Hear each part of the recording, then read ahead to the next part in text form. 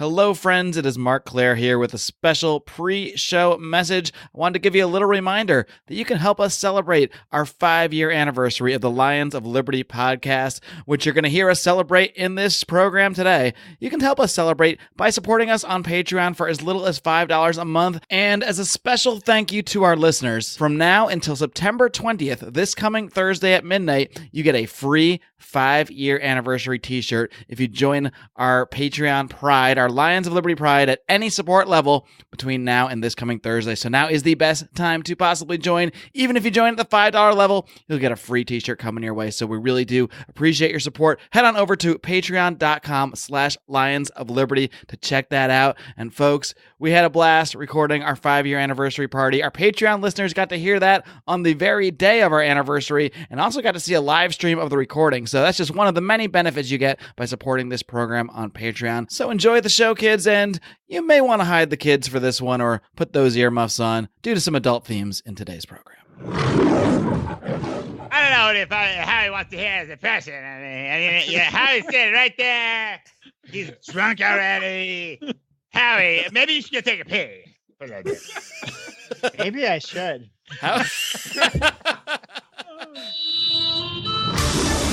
Welcome to the Lions of Liberty podcast. Here's your host, your guide, your shining beacon of liberty, Marc Claire.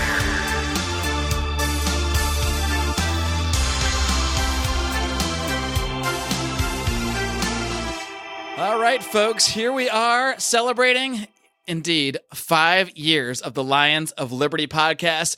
For the special folks who are members of our Lions of Liberty Pride, our supporters on Patreon, some of you, many of you, are watching live right now on Facebook on the eve that we are recording this, a mere few hours away from the actual anniversary of the Lions of Liberty podcast. September 13th, 2013, the first episode of this program dropped, an interview I did with Stefan Kinsella. We're going to take a little trip down memory lane during this show, but of course, this would not be much of a fun party if it was just me, so I brought in the whole darn crew tonight. Before I get to them, I want to remind you guys that this is actually the 366th episode of this original flagship Lions of Liberty podcast that you are listening to every single Monday here with me, where I bring you all sorts of interviews with leaders in the libertarian movement, as well as fun drunk roundtables like the one you are going to hear today. And we're also on video. Maybe our Patreon people will be seeing the weird things that Brian is doing on the video right now. Speaking of which, I may as well bring him in first. He is just a few miles away now in Hawthorne, California, no longer technically a member or a resident of Los Angeles. He's slumming it now, Mr. Brian McWilliams, host of Electric Liberty Land. Yeah. Wednesday. No, I'm no longer in Los Angeles, technically, but you know what? I am a proud member of Maxine Waters' fucking part of the world now. She is officially my representative, if you can believe such a thing. Is that an upgrade? Who was your rep before? My representative before was Mike Bonin, who's also... Nope, he's the city council. That's nothing to do with representing. Yeah, who the hell was my representative? Yeah, you're right. Stuff, city Brian. Council. Yeah, I don't know. And I'm not editing this show, so we're just gonna let you sound stupid. Odie's laughing at you. What are you drinking, Brian? Before we move on, please. I go by who who sends me newsletters. Yeah, I don't know who my old council or my Ted my Liu. Is it Ted Liu? That fucking asshole. No, I actually tweeted him often. I hate him. No, I'm drinking a little Brickstone Brewery sent by our Pride member, and our buddy Kyle Evans has hooked us up. I'm currently drinking the Galaxy Down Under IPA, which has a little passion fruit and citrus. I'm not a big IPA guy, but Kyle has told me I would enjoy this one, and I do. It actually is pretty good. It's tasty and crisp. Why don't you tell us all what the name of Kyle's brewery is? I said it at the first part, you idiot. Brickstone Brewery. Well, I didn't hear that. Hey, Brian, have you tried the coffee stout one? It's excellent. I got it in my people on the video can see behind me, my little Penn State bag behind me, my cooler bag. I got the beers in there. It's so good. I drank all my beer from him already. Who are these people just talking that haven't even been introduced into the show? I don't know who that is. I believe Brian, that was there's no towel on your couch. Where's the towel? Right, I'm very concerned. It's clear. If it wasn't going to be clear from before you even clicked on the show, if you're a fan, this one's going to be a mess because, it's a big show and we're all drinking. And I guess the point is we're no more professional than the show was 5 years ago when I had no idea what I was doing. Now I just know what I'm doing and mess it up all the time. Probably less professional. Probably less professional because I give less Fs. The Pride got to see about 15 minutes of our setup. Rico's eating chips. Rico's here too. All right. Rico loves chips, by the way. That should be a shirt. I've given up trying to Rico loves chip anybody. shirt. We could have a Lay's. We need spots to get on this as a gift to us for the 50th anniversary. Just have a shirt with Rico, just a shirt with the Lay's potato chips, and it says Rico loves Lay's, and it can be some fucking retarded flavor like tequila and ass. I guess this will be an explicit kettle show. chips now, buddy. They're way better. Technology has improved since college. We're getting a lot of commentary here in the Pride Facebook. So all good reasons to be joining the Lions of Liberty Pride on Patreon, getting all that insider access that you know and love. So anyway, continuing on to this actual show, and I apologize if you're just tuning into the show for the first time. Actually, no, I don't. This is who we are. Damn it, this is just who we are. Okay. And so who else do we have here? I don't know if we formally introduced Odie. John Odermatt, the host of Felony Friday. Hi. It's a dream to be here. 5 years. I can't believe it. Tequila? I really can't believe it. I was thinking earlier today, think of all the other things we could have accomplished with our time if we didn't have a podcast these last 5 years. How many whiskey challenges we could have actually completed? I probably would have just wasted the time doing dumb shit. That's I feel like probably I've been more true. productive. That's probably true. By the way, Odie, on the video, your head is right above the Lions of Liberty logo, and I think if you try hard enough, you can coordinate your head with licking the logo, and I'd like to see you try. It must be different for everybody because he's in my upper right corner. Oh, really? On the Facebook video that's going live to the Lions of Liberty Pride, he is in the bottom left, so he can jerk the logo off if he wanted to. He can lick it. Oh, it's right below me. It's right here. below you. I guess I'll just apologize to my dad now. It's a running joke on the show. Just trying to take a bite out of it. John, tell people about your program. No, we're going to get to that later because we're going to take a trip down memory lane. I want to talk about my beer. Hold on. I'm drinking talk about your beer. It's very hoppy. It's a Sweetwater. It's I don't know what they call it, like a single run or something. It's limited release. That's like when you get diarrhea just eating. Rico is totally watching sports or something in the corner. Single run. I love it. I only ate Mexican today. Single run diarrhea. Flow is on HBO. Better than the multi-run. I love when we have two different conversations going. That's what makes this so seamlessly beautiful conversation. You would never know that this is also. You would never know that this is also a show where you can hear riveting, heart-wrenching interviews about the criminal justice system on Felony Friday, or in-depth interviews with me, Marc Claire, on Mondays with leaders in the Liberty Movement. Brian's show is pretty much like this, though, a cursing mess. So yeah, that's I let it all hang out, man. So Balls Brian, on Felony Friday on Friday, I had Howie on, and the name of Ariana Grande or Ariana Grande came up, or is it Grand? How do you say her last name? Grande? Ariana Grande, yeah. Okay, I was right, Howie. Like the Even McWilliams could get that right. Jesus Christ! Now I feel like Brian must feel all the time. God damn it! You mean very attractive? Yes. Anyway, by the way, Howie's here beard too. looks like fucking Mel Gibson after he got in trouble for calling people racist names. It's becoming mostly gray now. Yeah, I know. That's what Mel looked like. He grew up big and bushy, and it got like gray. It looks like you intentionally with gray stripes in it, like you're the fucking bearded hamburglar. I got carded when I bought this beard today. I'm like, are you kidding me? I've got a gray beard. Like, come on. He's like, no, I just wanted to put a name to the face in case you rape me. Hi, Howie. Hey. So I'm drinking not just regular Yingling, but one I've never tried before, the Yingling Golden Pilsner. Tastes pretty much like the regular one. I don't know. Everybody's pulling out golden beers now. I saw Michelob Ultra has a golden beer too.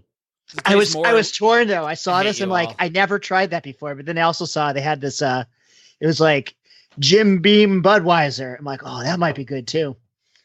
But I went with this. I don't know. It's probably Budweiser made in like Jim Beam barrels or some shit. I don't know. It sounds like the backwash of a Boilermaker. I just like anything made in bourbon barrels, really. Except bourbon. It is delicious.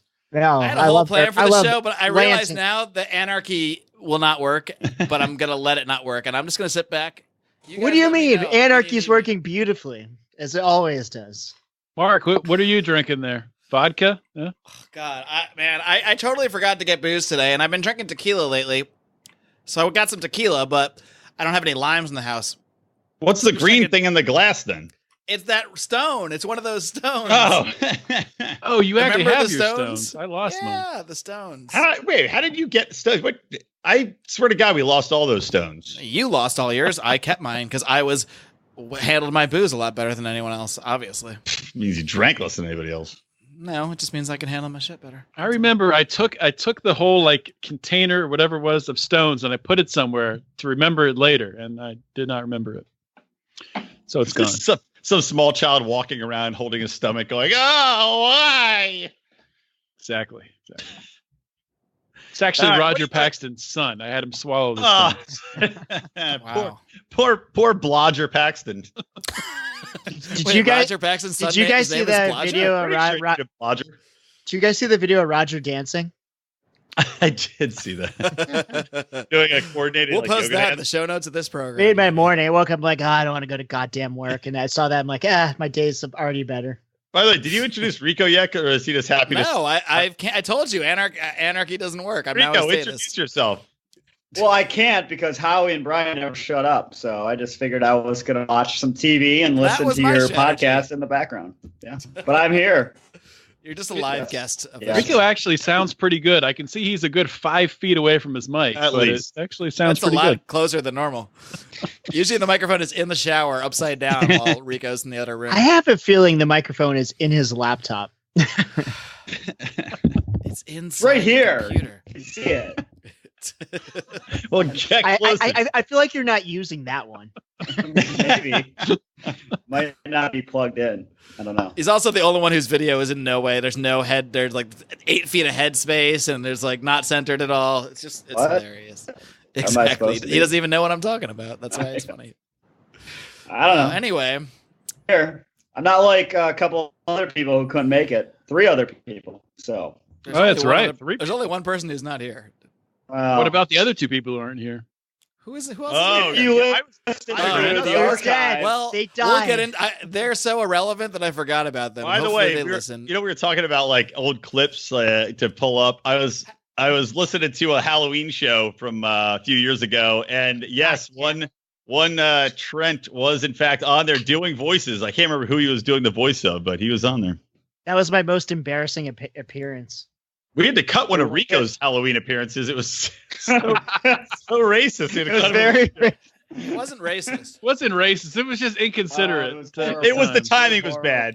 Do it, hey, Rico. We won't say who it was of, but can you do a taste of the impression? It was terrible. Maybe it was just part of his character for Halloween, his costume. What do you think someone who had never heard about the show before and someone was just like, you got to listen to this libertarian podcast, Lions of Liberty, that you'll learn a lot about liberty and a lot about libertarian principles, and they tune in and hear this? What are these people thinking right now? Well, they should know better than listen to 5th anniversary show. What would they expect? Some sort of grand libertarian it's a party. statement? We're supposed to drink. I'm also drinking PBRs over here I didn't get to mention. So that's happening. All right. Well, we can talk about libertarian stuff, Mark. You've got some topics, I'm sure. Topics? No, there are no topics. Have you been on one of these shows before?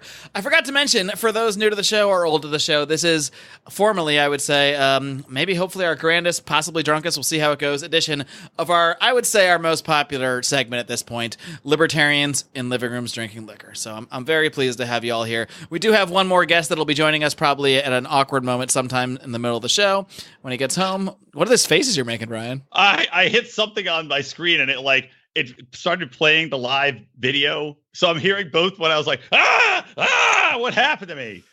Oh, it's fucking crazy. That sounds like something Rico would do. I did that yesterday when we were testing it out. Yeah. I was like, that's why I'm not doing it today. Playing old podcasts. Now I'm watching myself react to it. Porn clips start playing. Oh, please. I already know how to categorize and video play those for anybody that wants to come over and visit. Just make sure to hit the screen share when that part happens. Yeah.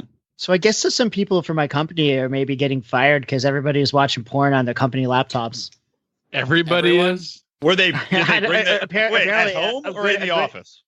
Or on the toilet in the office? I mean, apparently, even if you have the laptop at home, you're not supposed to watch porn on it. Oh, that doesn't sound right. Luckily, you're like a personal laptop. You're not supposed to. No, it's the company one that they give you. Oh, of course you're not supposed to. Like, yeah, I did it. Well, my boss just gave me a heads up. It's like, just so you know. Do they like look through your search history? Do they look at history, or do they just know other ways? Like, delete your history? Apparently, they can see everything going on in their company laptops. I think so. They're just watching the screen, and it's like, lucky for me, I don't know the password. So everybody, it's like when those schools gave people laptops. And then they found out that the school was like watching the kids at home. Like they were literally watching them as they're using laptops at home. It was like the creepiest thing ever. So yeah, I mean, my wife's got a laptop. She leaves it open all the time. Every time I walk by it, I fucking close it. Like, nope. No way. I want the NSA. The NSA has to watch. Fuck them. Yeah. What Rico? What should I do? Put what on it? I said you should go on her internet browser and put on porn and then when she opens it, it's just she gets a good surprise. Or There's not. Rico banging his desk on his mic. Keys to successful marriage from Rico. That's from his forthcoming book. I'm not married and have a kid. Marriage tips. Rico, that trick reminds me of when I played on. You guys know Ty Cressman from our fraternity. He asked. I must be the one that's not drunk yet. I think you guys keep talking. I gotta hurry. He asked to borrow my car once, and I knew he was gonna be borrowing it later that night for like a date or some shit. So I don't know if you guys are familiar with the band Electric Hellfire Club, but they have this one song that starts off. It's like "Pray to Satan, pray to Satan, pray to Satan." Sounds like. So I went in the car. I got that queued up, and I turned the volume up on the radio as loud as could be. So when he went to get in my car, he was already a little bit afraid of me, I think. So he probably got in, started up the car, and he just hears blessing, pray to Satan, pray to Satan. The funny part about that story is I've heard Ty tell that same story. I'm pretty sure about that. So I was borrowing Howie's car, and I get in. And the song comes on, it's just saying, pray to Satan, pray to Satan. He probably thinks that's what you drive around listening to. That reminds me of, you guys, back in the AOL Instant Messenger days where everybody had it on their computer. This is for the younger members. You probably don't even know what this is anymore, but it was like, just fucking Facebook Messenger, but everybody had it. And people would go to the computer lounge because not everybody had computers to work on their term papers or whatever in college. And they'd log into their AIM. And I put in my link, so I went to Penn State. I put in my link, this link that said Joe Paterno fired. But what it linked to was this video which spammed this two old men, and one guy shoving both hands in the other guy's asshole and spreading it. Horrible image. And how does this mix up occur? Listen. So it clicks on this website and it spams the computer. You can't close the windows in time to shut it off. And it just spams the windows of your computer completely full of it while loudly going, "Hey, everybody, look at me. I'm looking at gay porno." And a voice that sounds exactly like mine. Oh, I think I fell for that. So it's basically a virus. Howie created it. You had to turn your computer off. It wasn't a virus per se, but it was the funniest things that people just through the computer lounge, and all of a sudden it would go, "Hey, everybody, look at me! I'm looking at gay porno," and they couldn't turn it off. Yeah, so that happened to me. So they lose their term paper. Yeah, good. I doubt I was writing a term paper, but. AIM, somebody's asking AIM what he does, because we're doing a live broadcast through our Facebook page. This is like a drunk episode of We Are Libertarians, like 25 minutes of bullshit before we talk about anything. I'm having a good time. I don't know about anybody. To be fair, most of our episodes we don't bullshit for 25 minutes. So you know what? I think we're entitled to start a little bullshit. Have a whole show of bullshit. I don't even want to talk about the podcast the rest of the time now. And at least we're entertaining, right? More than you can say about that's the big difference. Oh, come now. Between us and We Are Libertarians, is that what you're saying? Well, hey, the We Are Libertarians, if you shorten it says wall, and that's the wall between us and them is humor. Rico, have you heard their show before? No. I haven't either. Right. We'll do a review of the other League of Liberty podcasts, maybe for a bonus Pride show. How about that? There you go. What the fuck? Love you guys, all of you. Not you guys. I meant my friends in the League of Liberty. Oh, I will like to let you know I have Fox News on mute, and Sean Hannity is doing to Laura Ingraham, and they're doing their playful banter, and I was just going to ask you for a Hannity update. They are cracking each other up, whatever they're saying. I can't wait to listen later. Are you DVRing in the hotel? It's on demand somewhere. I don't know. Your internet sucks. Rico, did you ever tell us what you were drinking or eating or anything? I ate a steak sandwich from the hotel bar, and I'm drinking Dos Equis that I picked up at the gas station on the way to the hotel. This sounds like a Rico meal to me, if I ever knew one. So I was listening to the archives to prepare for the show because I like to do some prep. Wow. Rico is, by the way, I should point out, over the years of the show, no one by far has been as prepared for any show as much as Rico. That's a fact. Not anymore. In fact, you're the only one that does research at all. Rico turned down a recent Electric Liberty Land appearance because he did not want to be prepared. So, yeah. Well, so in my first appearance, I completely made up that I was drinking. It was pretty funny. Not really funny. It was funny to me. Wait, you said you were drinking and you weren't? All right. Well, I was in a hotel. Again? No, I was in a hotel. I was on like the 20th floor in this Hilton in New York, and the elevator wasn't working. So I had to take the steps up 20 flights of stairs, and then to get a drink would have required me to walk back down to the bar and then walk back up. Yeah, no room service, man. They earn that tip that way.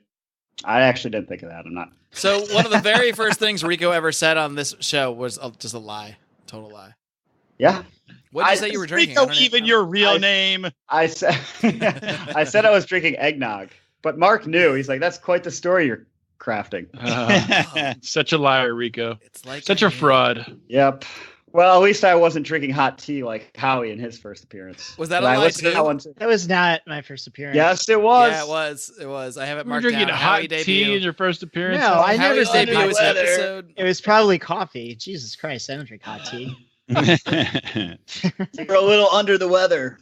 I probably was hungover or something. No, that's just funny story. I never get sick. If I ever say I'm sick, it means I'm really hungover. So that was a lie too. Everyone lies on their first appearance. If I say I'm sick, it means I drank too much, and you got it in the workplace. You have to say you call that you're sick. I actually remember you could get a excused from class at Penn State. If you get a doctor's note, whatever. I just wouldn't go to class. Well, the one night our medical thing, I called the number in the morning, and I gave them all the symptoms of being really hungover, and they're like, "Were you drinking last night, sir?" I'm like, "Yeah." They're like, "How much?" I'm a little bit. I drank a ton, and they're like, "Well, didn't you know that alcohol does that?" I'm like, "What?" Have you guys ever gotten did they give you pamphlets then to read about alcohol? No, but I think I got one of those doctor's notes like, "Oh yeah, he can't make it to class today," whenever he's not well. Did you? I don't get. So were you really just trying to pretend, use a hangover as an official excuse, or? I was gonna call to pretend I was sick and get an excuse, but then Sam's like, "Hey, it would be funny, just describe being hungover and see if pretend you don't know alcohol does that." So I did. Why would you take a class that has attendance? That was I don't know. Because you guys never went to your first 2 weeks of class. That was your big mistake in college. I only went for the tests. Yeah, you have to go the first 2 weeks, and then you realize, oh, this class is going to require a lot of papers or attendance, and then you drop it and get it out of class. Yep. That's the key to college, kids. You always schedule up to your max credits, 18 credits, and then drop. I always got screwed with those big classes where you think they don't take attendance, and they don't. But what the trick is, they give pop quizzes. So I'd ace all my tests, but it's oh, you got a 0 on 10 pop quizzes because you weren't fucking there. God damn it. That'll do it. I was talking to I was talking to Fergus Hodgson, and he was saying that I guess he used to get paid to go to class for people to take notes. That was a cottage industry. I was like, that's fucking notes. Awesome. Well, Nindy does, but he would get paid. What Nindy knows. No, people would specifically pay him. I think one person would pay him to go on a per class basis or something and take notes. And I'm like, they didn't take it. I guess they don't even know if you're there. I was like, that's a way to get an education for free. Just go in the class, take notes. Do they ever could you just go to any college really and do that? They don't ever fucking check. People don't care about the education. They care about you paying for a piece of paper. I've got to say, and I know Fergus is a listener, so maybe he's listening. I'm a little disappointed, Fergus. Oh, he's listening. You have this one customer. Being a capitalist, you got to expand that. You're taking notes for one person, make it. Oh no, I think he was 20 working for a people. service. He wasn't like, I'm Fergus, the notes prostitute. That wasn't a good New Zealand. I'm Fergus, a notes prostitute. Hey, mate. I don't know. I can't do a New Zealand accent. It's terrible. It's so bad. Does he type the notes?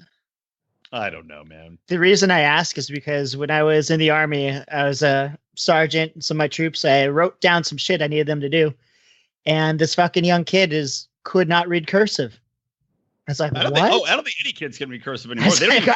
I was dumbfounded. I'm like, you don't know how to read cursive? I don't know if I can read it anymore, to be honest with you. When is the Libertarian Party going to address the issue of children not being able to read cursive in our schools?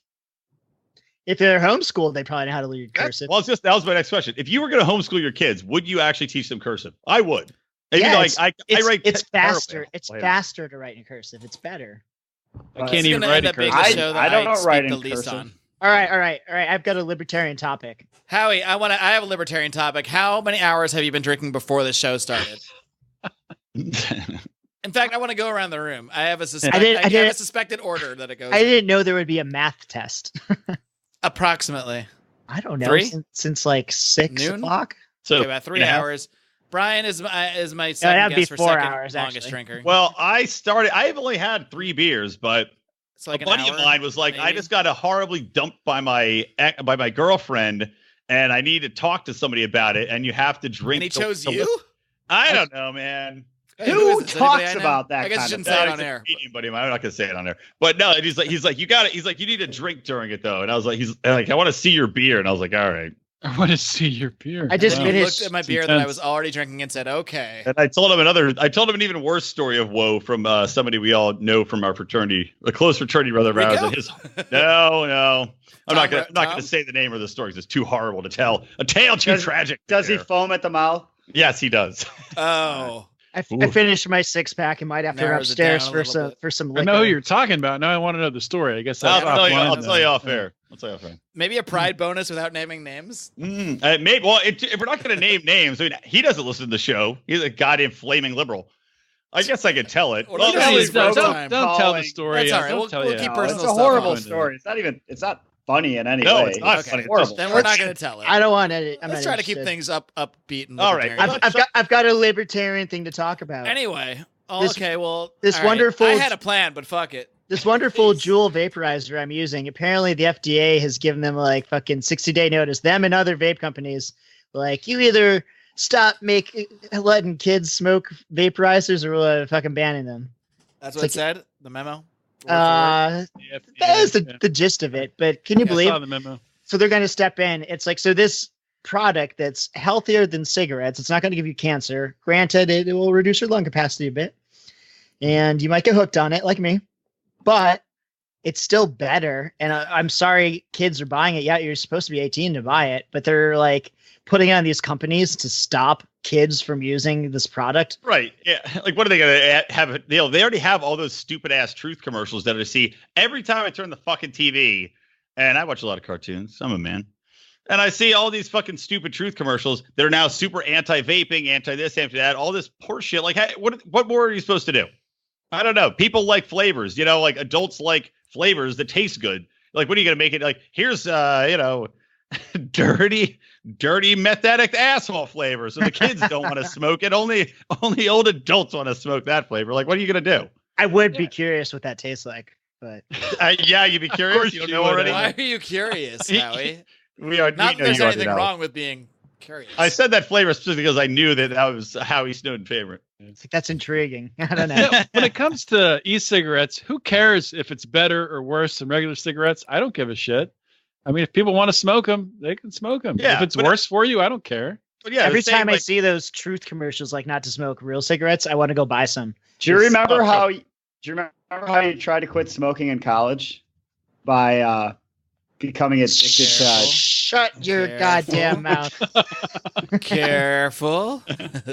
I don't know what you're talking about. I don't want another one for the pride. Another one for the pride. Yeah. Patreon only. But to Howie's point, one thing's though, get a little spicy. By the way, I haven't even plugged the goddamn pride yet. Patreon.com/Lions of Liberty if you want to hear stuff like this live as it happens and not days later. Like most of you are hearing this. Go on. Well, say well. Yeah, no, the one thing I'm going to say the rest of the show. The fucking FDA saying that the FDA is threatening to literally like shut it down for everybody because kids are smoking. It's just the dumbest goddamn thing I've ever heard. Like kids drink beer too. They're not threatening to shut down the alcohol industry. It's just because the social stigma is enough for vaping and smoking that they feel entitled to do this, which is horseshit. And not to mention that nicotine has some positive things that it does too. Makes you smarter. Yeah. It increases your memory, helps. I don't know. Well, it's not. Is it the? I forget what. If you're schizophrenic, increases your memory, and geez, I totally. If you're schizophrenic, it keeps like the hallucinations to a minimum, and there's a lot of good things. So Marc, let me ask you a question. Oh, okay. Let's flip this around.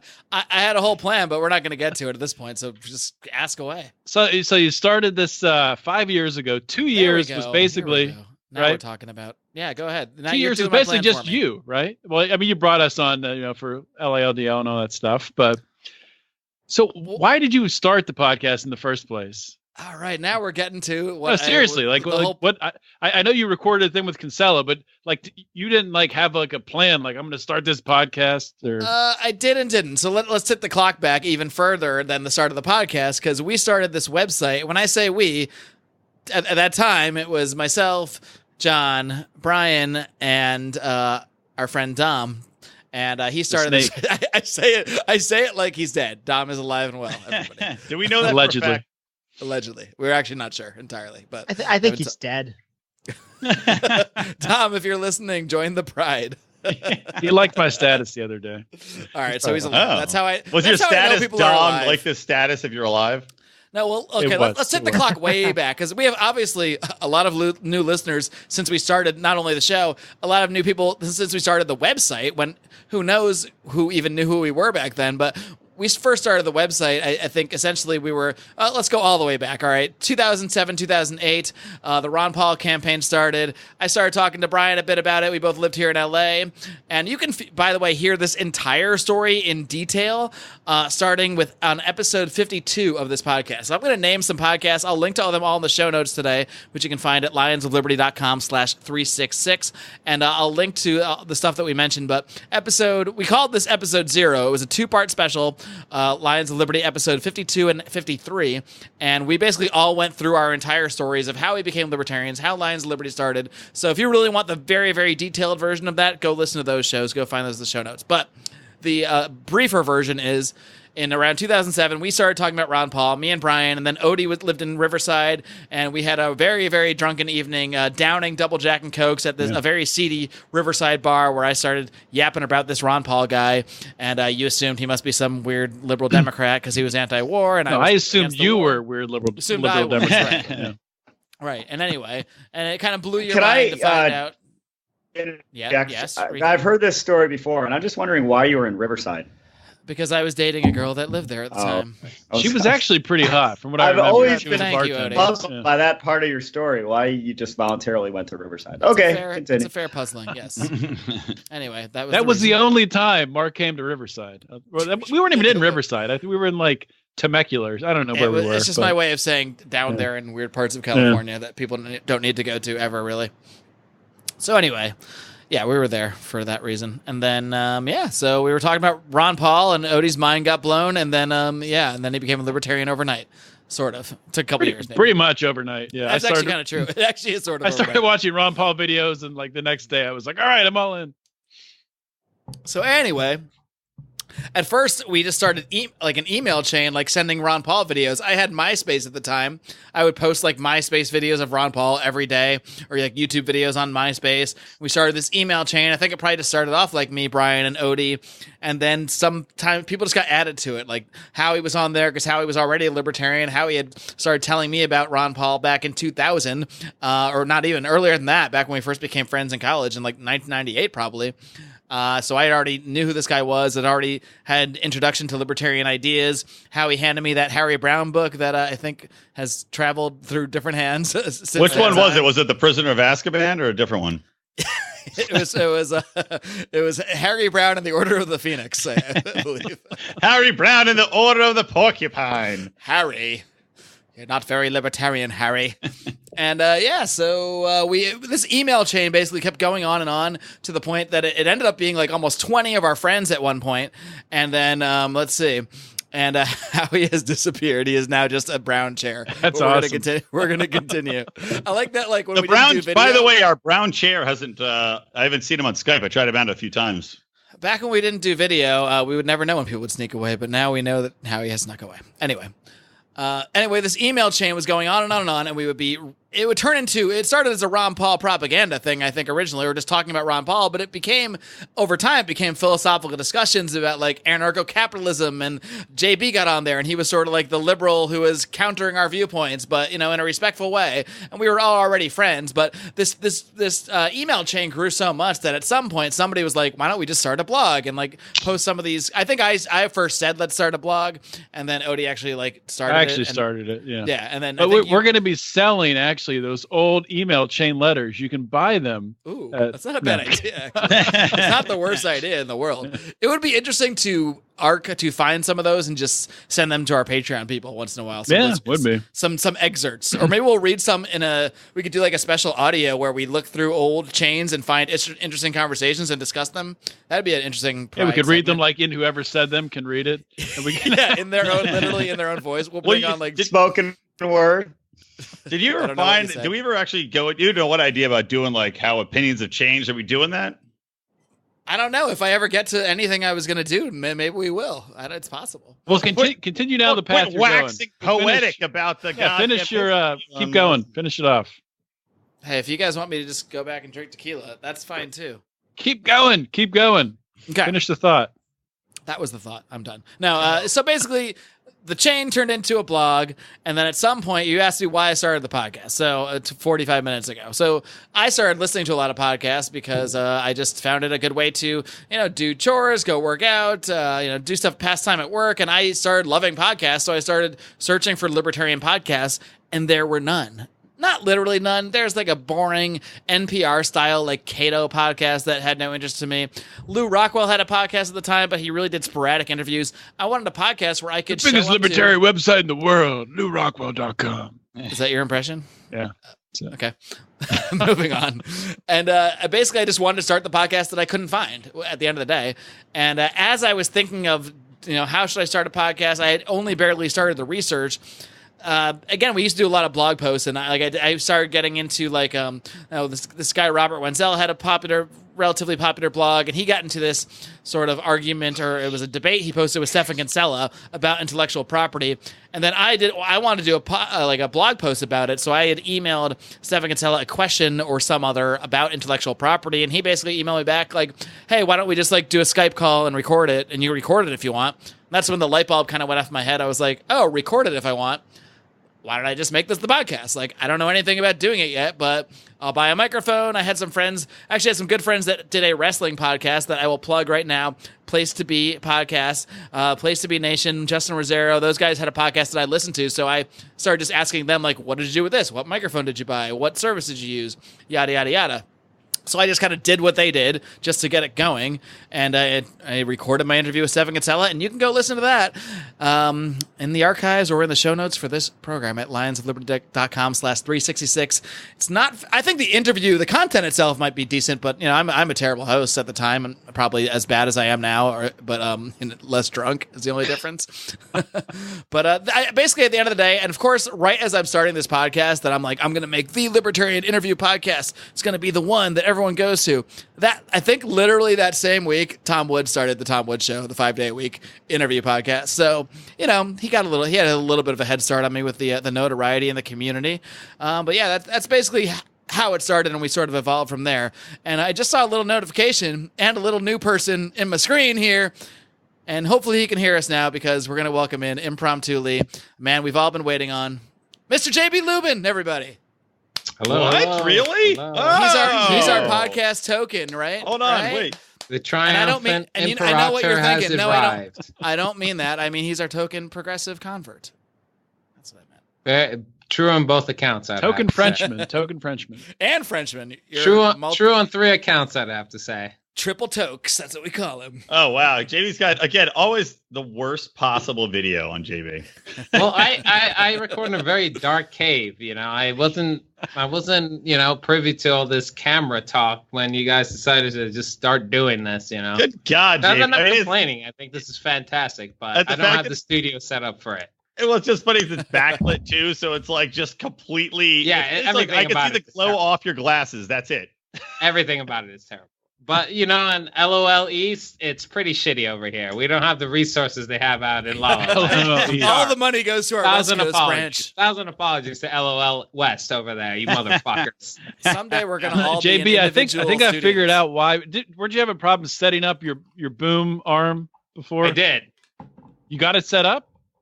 Well, no, I don't have the arm set up. I just have it on. I think I know how to fix it. Let's talk offline. I think I know your problem. That seems more like an off-air kind of conversation. Well, thank God we took time out of this conversation today to talk about this and reference an offline conversation. The funny thing is, the more off kilter this gets, the less I'm gonna edit it. It's kind of a reverse. Well, Mark, just to shit on somebody else for a change, I'm only seeing half your face right now. So we're only seeing half your face too. What? Really? Is that true for everybody? No, I see your whole face. It's probably because of the split screen or JB's weird computer or something. I see my whole face, man. I don't know what to tell you. I had to do something. Is this better or worse? Yeah, Brian's centered now. Should I center myself from now on? Sure. I mean, that's the idea.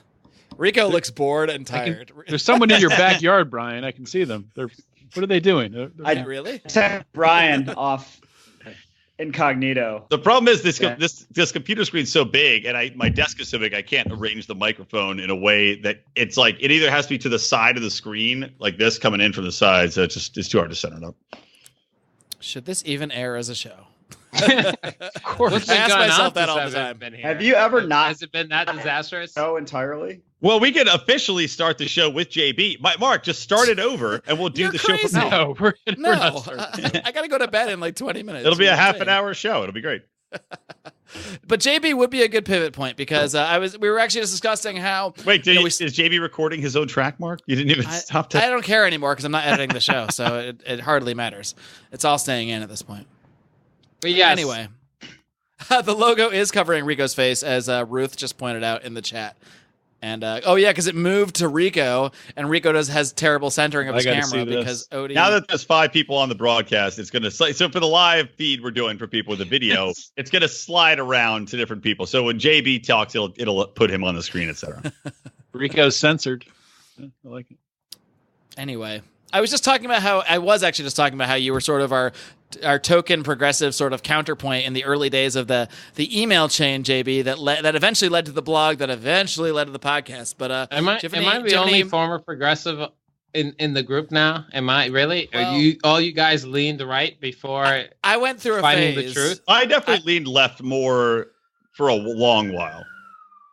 Yeah, you never struck me, Brian, as a hardcore neocon when we were in college. No. I always skewed left, especially because I always skewed to the left, and then I came back to back a little bit because I like George Bush when he ran, George W. Bush when he ran as non-empire ability, but then I hated him so much when he was in college that I went back to the left. Like when I came to California, I didn't think I could vote yet, but I would have voted for Kerry over Bush at that point. But that was before I woke up to the fact that it's all bullshit anyway, and both these parties are fucking horseshit. So.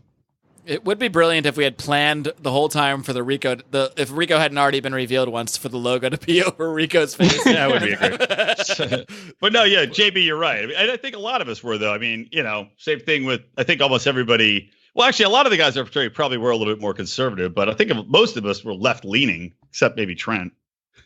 Yeah, Trent is the only one who really stuck out. I don't know. Remember when we got Saddam? Like they got Saddam Hussein. I remember Trent was like, "They got Saddam. We got him." And I was like, "Who cares? I don't care. Who cares?"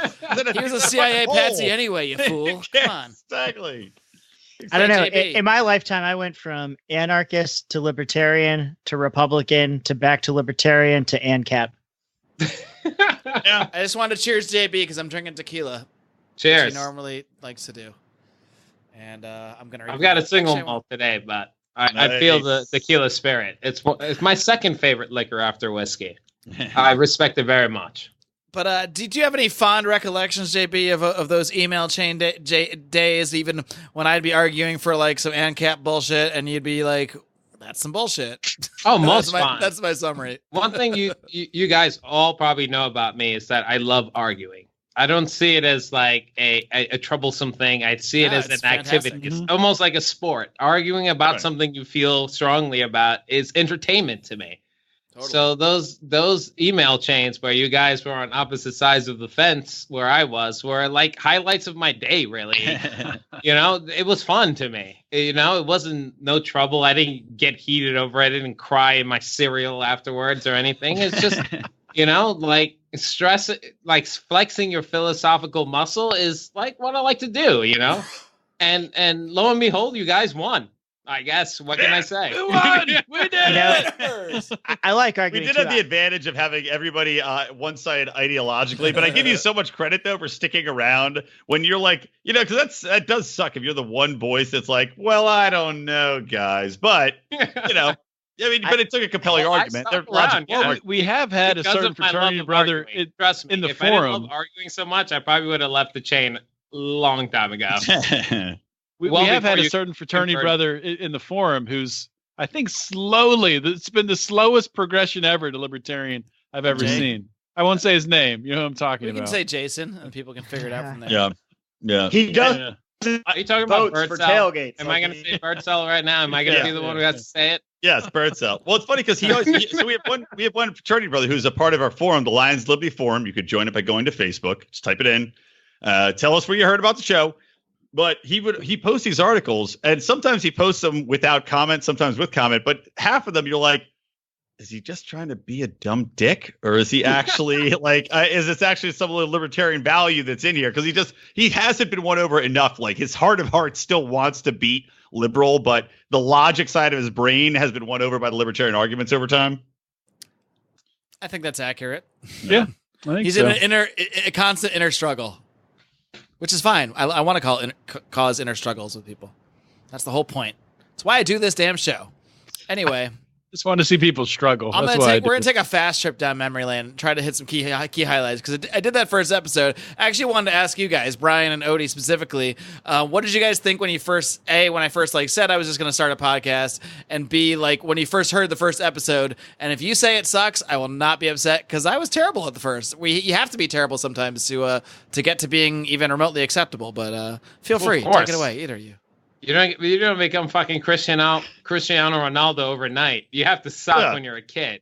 There you go. I guess I'll go first. I was a 33-year-old kid. Honestly, I don't remember what I thought of the first episode. I think have you ever listened to it yet? I have. Probably what I thought was Stefan Kinsella. I mean, the guy can fucking talk, and he does not do a great job of communicating complex ideas to a more I don't know, an audience that is still learning about what he's talking about. Yeah, talk about the worst first guest ever. Wow. Hey, to launch this new podcast and explain you're tuning in. Talking about intellectual property tuning in to hear that. Yeah, why don't you just tell him to fuck himself at this point? You might as well. Yeah, well, you know what? Whatever. But other than that, I mean, at the time we were still very invested in the website. In the morning roar. We're like, blogs are the future. Brian and I, because you were doing the podcast, we were like, all right, Mark, run with that. Brian and I are gonna make this morning roar work, and it was 5 days a fucking week. Morning roar, baby. There would be three stories, three news stories. We would at first it started out we'll say a couple sentences about it, but of course it turned into delving into libertarian philosophy and linking writing this long fucking blog post. Yeah. It would take 2 or 3 hours every night to do. By the way, let's not forget when we went through and we were actually going to publish, but it became too much of a pain in the ass. We were going to publish a book when Ron Paul's was it 25? We did that whole speech. I can't remember what it's called now. We went through each one point by point and went through them in depth and dove in it. We were going to publish our ebook, and it was like Ron Paul's 32 questions. Why didn't you? Or something? I proofread it. It seemed pretty good. Why don't you publish it? We should. We still should. Really. Going through now, it would be like a time capsule. Because I don't like reading. When I read stuff I wrote 5 years ago, I'm like, either I will disagree with certain takes on it, and like the general philosophy I agree with, but I think my take on it wasn't always great. And then obviously like the way I word things, I can make you cringe because your brain is actually completely changes like every 3 years. So like when you read stuff or hear yourself from years earlier, it is almost literally like you're hearing from a different person, and it's just weird. I don't know. I don't like it. Yeah. But we can still release it to the Pride, maybe. Another benefit for joining us, paying us on maybe Patreon. we should. Why not? We can do excerpts. I like this excerpts idea. You guys give us money. Think less of us. Here you go. No, I don't think JB was on yet, but we had an idea to go back through that old email chain and find certain like excerpts, because I have all this stuff in Google. I've come upon it, and like read like stuff that we said to each other, but in our own voices, like a play. I'm gonna take the laughter's meeting that you like it. So we could do like an argument with JB where JB is arguing for gun control, and it would be like it'd be hilarious. Yeah, great. Pretty much. So yeah, I did episode 1, and my idea the whole time was I did want to have like a round table type format. So I always had the idea in my head of like bringing you guys on. So we first did that in episode 8, which I'll also link to. For some reason, I did it in 2 parts in one episode. I had an interview with Chris Orsini, and then the second half of the episode, at that time, what I called it then was a whiskey chat. We're supposed to sit around, drink whiskey, and talk about some political subject of the day. So it was me, and then Brian and Odie both made their podcast debut. Brian was physically sitting next to me in my house at that time. Sharing the Yeti mic, which is... By the way, I listened to some of the old episodes, and it's literally you could hear me on the right hand side, and you could hear you on the left hand side as you listen to the mics. You're in the same room, and it was split inputs. Well, yeah, and our editor at the time probably didn't put them out the way they needed to be. We don't need to go into that. Anyway, so yeah. What was I saying? Yeah, so we did a whiskey chat about Rand Paul. Do you guys remember that? And you guys can, Rico, just keep eating chips. I don't remember that at all. Yeah. Oh, I was just waiting for a pause in the conversation, but that wasn't coming. It was pretty interesting how much there was a lot of Rand Paul bashing at the time.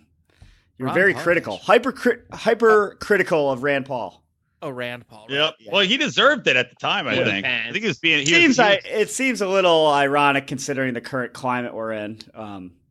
But whatever. I mean, you're evaluating him under the libertarian lens, so that's fair enough. But I, listening to the old episodes, I just kept chuckling when I was listening to the first whiskey chat where Brian and Odie were referencing articles they wrote.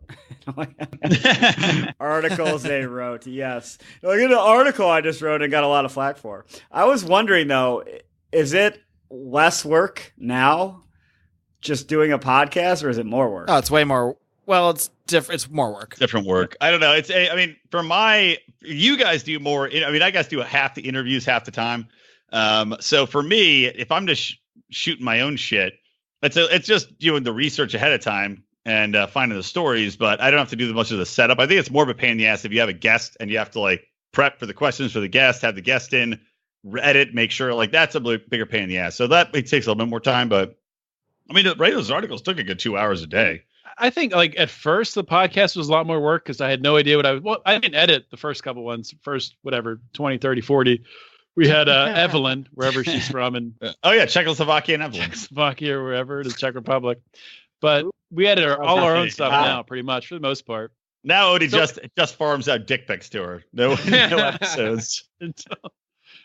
I still pay her money. I don't get it. But it's take a pause, and I think you guys are seriously underselling yourselves because as not a regular host as you three are, but a regular contributor, this is work. It takes a lot of work, like just not even the recording, but even the prep time for is this a crime? Like reading these articles and trying to get the background. Sometimes I'm reading fucking Supreme Court fucking rulings from 60 years ago just to get a better perspective on something that I'm going to say 30 seconds of information on. Like that's why I bring you on, JB. A lot of time and effort.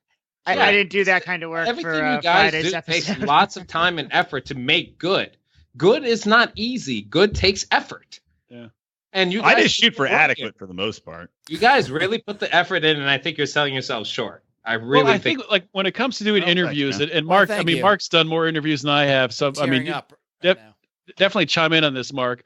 But when I first started out, like interviewing someone, I would basically script out everything, every question I was going to ask, like maybe like what I'll say back, like a couple things, couple points. Maybe he says this, I'll say this back.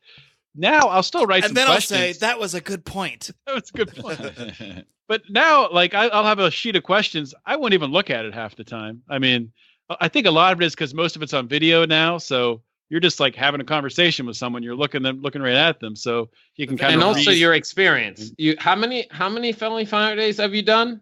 Do you need the same amount of prep from Felony Friday 5 as until the next one? Oh no, yeah, it's of course not. A huge, yeah, so a lot less prep. Experience makes less work, but doesn't mean like it took effort to get to the point where you are today, where like this is a piece of cake. That was not without trial. You know, I used to bring on people that had written. I mean, I still do bring on people that have written books, but I used to read a whole book every time, and I still often will read guest. You know, if they have a new book that came out, I might not get through the whole thing. I might read a few chapters before the interview, and then just ask some questions from there. But I used to read whole books. I used to script out like 15, 20 questions. I used to I spend so much time like reading articles they've written about various subjects, rebuttals to those articles to see what other people had said about them. Like I came in so prepared, and it's not that I'm unprepared now. I think I've just learned that I need to know some basics about people, but really I like the questions that I come up with to be more organic anyway. So I like the questions to just be the questions I think of. Like the questions, I'll have some basic talking points I want to try to get to, but if we don't get to them in some way, that's fine. I just want to let conversations go where they go now, and I think that's definitely a developed skill. Like I could not have done that in the beginning. I mean, that Kinsella interview, I had to just like move on to the other question I had planned, as opposed to. And what's great is by after a year plus, because I was just doing it once a week by myself for the beginning, and I had Tom Woods on, and after that interview, I remember Tom Woods. He told me, and he let me use this quote. I don't remember exactly what episode it was, 60 something, but I'll post that in the show notes. Mark, the secret to a good podcast is a tightly shaven scrotum. I know you told me the story. That's why I went to podcast. And that is exactly what Tom Woods told me. Harry's Razors. We just plugged Harry's Razors. If you're a fan of shaving and anyway, use Tom Wood's link. All right, he's not our sponsor, so thank you, Tom. But Tom actually told me, as cue balls. Tom said, I don't know how much Tom Woods wants to be associated with this conversation about scrotum scraping. None whatsoever. And this is why I love Libertarians in the Living Room drinking liquor, my favorite, because it just goes off the rails every single time. And it's a blast. I think it goes off the rails. I think this 5th anniversary should be called Shotum Scraping. This is a party. Shotum Scraping it is, baby. Come on. I don't know. Anyway, so I'm okay what Tom said was that it was refreshing to be on a show where the interviewer was not just reading a list of scripted questions in order and was actually, having a conversation. And that was my intention with the show. That was like my idea behind the interviews, and obviously I wasn't there in the beginning, but to know that by the time I got to Tom Woods, I was having at least the kind of conversations I wanted to have, and that he said that unprompted was just like probably my best moment in podcasting. That's when I said, okay, if Tom Woods says this about me and I didn't even ask him to say it, then I'm at least on the right direction. Well, that was helpful. Some of our favorite shows we've done. And, for me, I never asked you that, but go on. Well, we're talking about what we were talking about what to do with this episode, right? We were talking about email back and forth, like, what's your favorite shit? And I was like, we did the Johnny Rocket Thanksgiving shows. We do those every year. Those are fun. We do these shows are always fun. And then the one we did live with Jason Stapleton and Dave Smith here in LA was an awesome show. It's just, it's just like people talking back and forth. They're like wacky shit happens, but it's general, legit, good conversation, from a libertarian standpoint.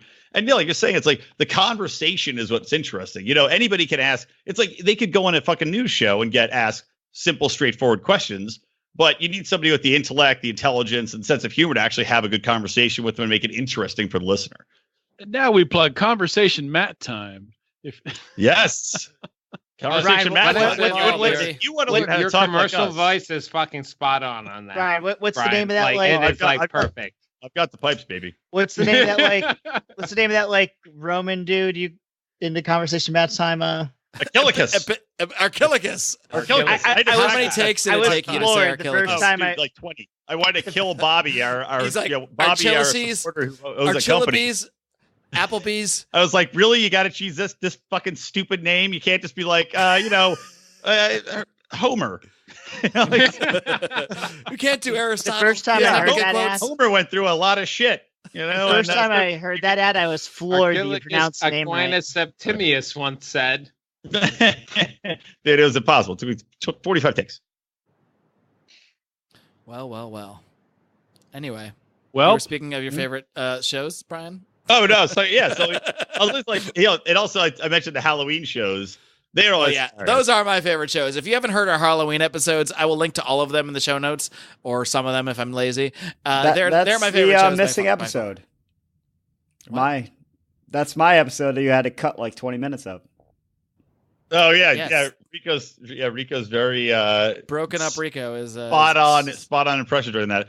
Well, we will definitely be doing another one this year. So we should actually ask people for feedback. If anybody wants a special impression, special guest to appear on that show, get him out now because we're going to be recording it probably in a couple weeks. We can just make requests. Speaking of impressions, I think one of my favorite things on these shows, LALDLs and the like, is the Brian McWilliams, Howie Snowden impression. So can we just get one of those for old time's sake? I don't know. That is my all-time favorite. I don't know if Howie wants to hear his impression. I mean, Howie's sitting right there. He's drunk already. Howie, maybe you should go take a pee. Maybe I should. Howie does take a lot of pees. I will say that. Howie, it's only so good. Get rid of the vaping. I like vaping more than I like smoking cigarettes.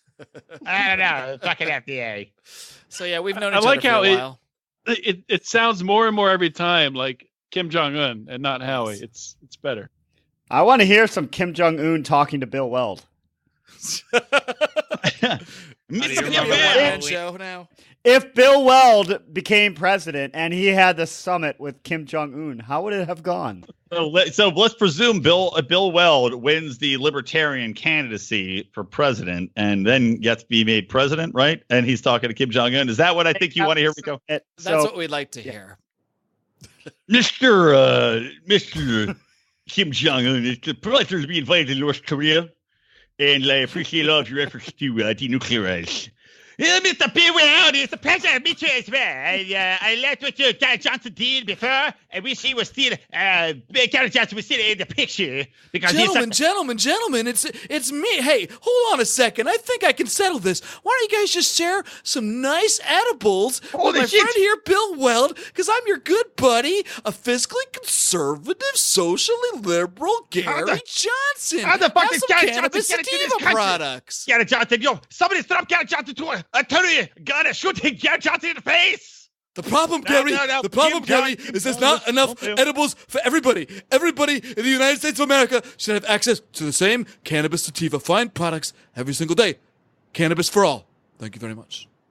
That was my Bernie taste. We'll save that was my Bernie Trump. That was my Bernie Trump. Bernie Trump came out of nowhere. Your Bernie's pretty good. Mark, you know that I don't actually know what Gary Johnson sounds like in my head. Every time I read something about Gary Johnson, your impression of him is playing in my head while I read the words. I don't know what he actually sounds like. All I ever hear is your impression. That's it. That's what Gary Johnson sounds like to me. What is Aleppo? Exactly. Every time he does anything, that's what I hear in my head. Check out our American It's probably because he's running JB? for Senate and has found a way to not be interviewed at all while he's running. Has anyone seen him interviewed one time? No. We're in the Senate run. Senator of what? Surprised I haven't. What was America. What was he governor of New Mexico, right? New Mexico. You didn't know that?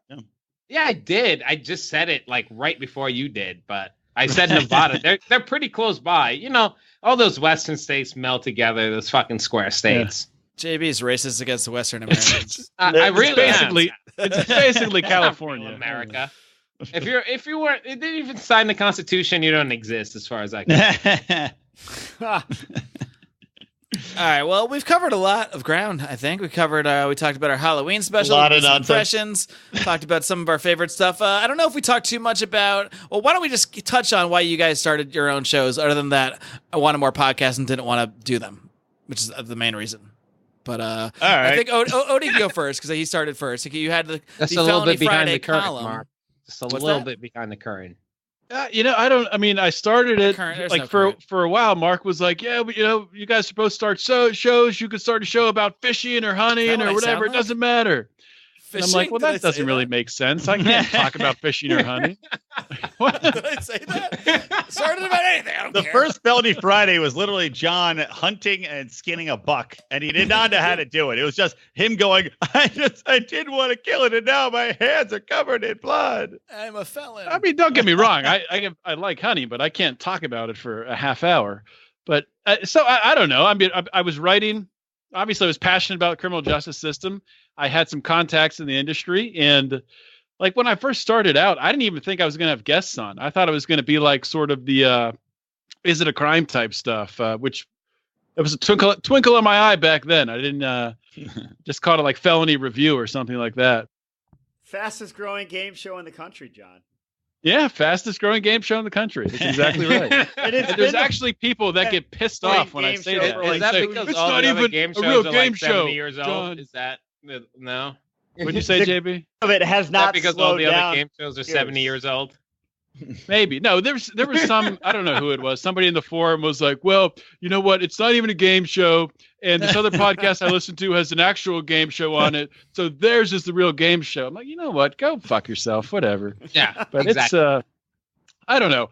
So once I started interviewing people and getting into that, it was just really interesting. And I started to realize when I first started interviewing people that had been to prison and had been through that shit for doing nothing wrong, for just like selling a plant or even just being involved on a conspiracy level, just talking to someone on the phone, I was like, this shit is crazy. I need to do this full time. I need to bring on as many people as possible to get their stories out there.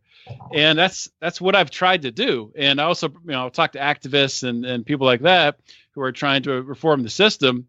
But I don't really think there's another podcast out there like Felony Friday.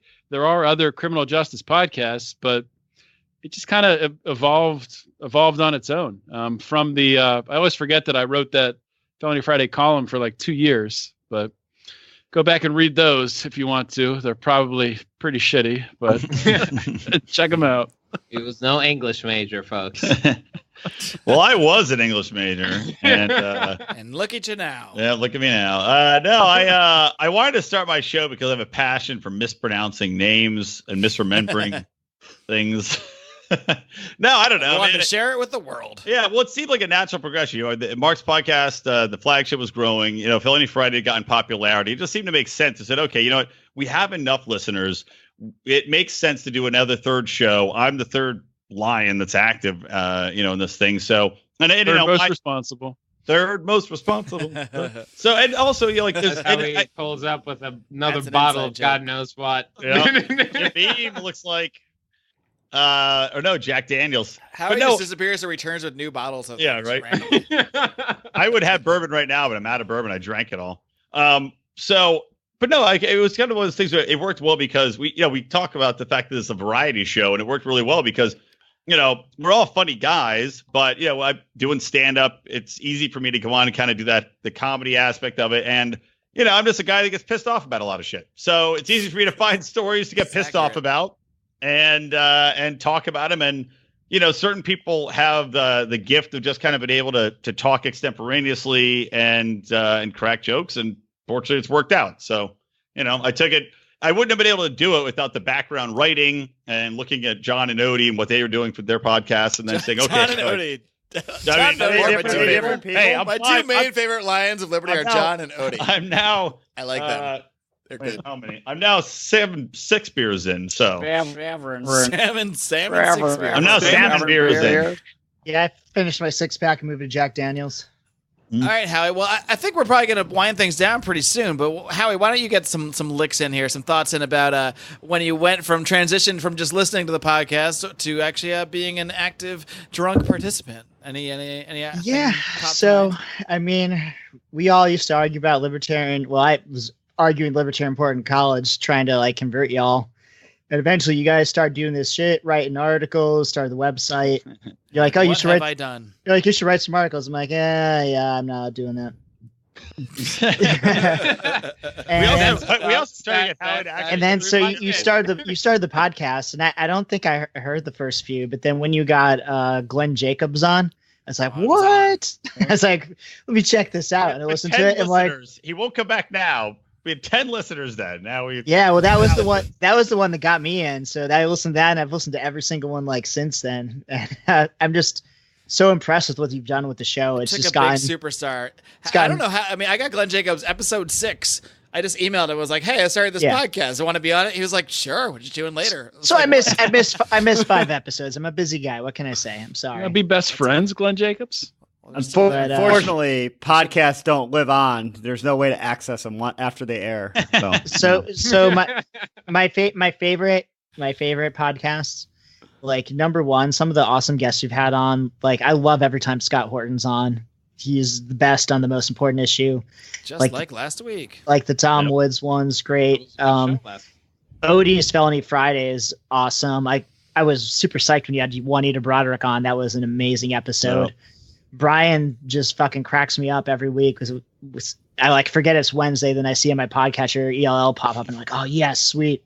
Like the recent one with Owen Benjamin, that was great. Oh yeah, man. Owen's awesome. The show's just amazing. It keeps getting better and better. And now I have that fucker's cell phone number, so I'll get him on more. I'm glad the parts that I take part in that I really love, like whenever we do LILDL and Conspiracy Corners are a fucking blast. It's good times. I mean, it is work, but it's fun work and it's worthwhile work. Hopefully we're changing some hearts and minds out there. Another big reason to join the Lions of Liberty Pride and support us on Patreon. I have not done that much plugging today, but patreon.com/Lions of Liberty is how you can sign up, help this show grow, and hear the show that Howie just referenced, Conspiracy Corner, as he chugs, as he just slams this whiskey. Yeah, that was awesome. For those in our pride. And another reason. Got the whiskey face though after. Exactly. Well, another reason to join Patreon is so you can see our video content. Everybody at $10 or higher gets anything we do in video. Plus, I mean, this is just for everybody. This is just for being in the Facebook group. Everybody gets to see this one live. So Howie just slammed a bunch of whiskey. But also, don't forget, Mark, Scott Horton. We were just talking to Scott. He was the last guest on your Conspiracy Corner. You guys talked some conspiracy for our patrons just this week, so pretty rad. Yeah, we got several new patrons. We should get more guests doing Conspiracy Corner shit. Actually, yeah, I agree. I think I might just start doing that. I got like Tom Woods on a Conspiracy Corner. That'd be awesome. Owen Benjamin, I guarantee, would be all over conspiracy talk. Maybe that should be our thing. We should just try to do a Conspiracy Corner with anybody, like random people that you wouldn't think would have any connection. Everyone's got some thoughts, even if it's just skepticism. Have you ever tried to get Greg Carwood on the show? He's been on the show, Howie. Oh, that's right.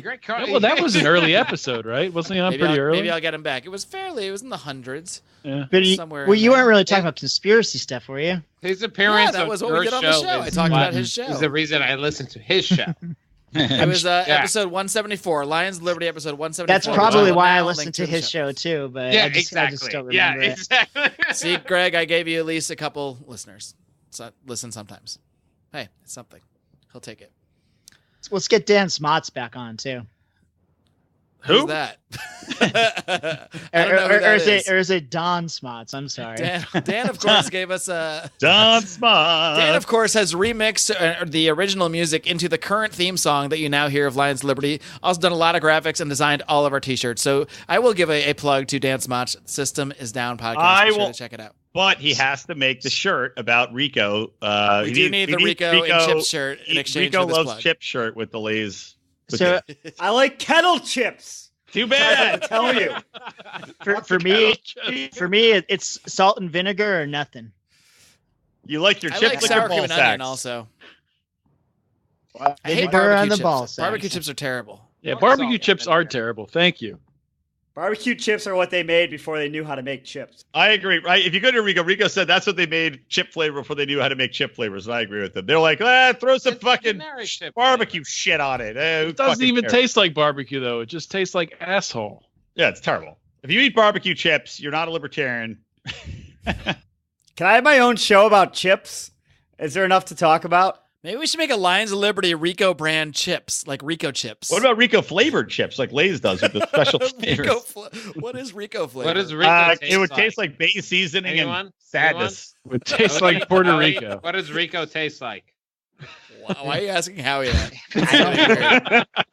This is getting way too weird for me. This feels like a bonus show anyway at this point. Well, what's a Puerto Rican flavor? Water? Too soon? No.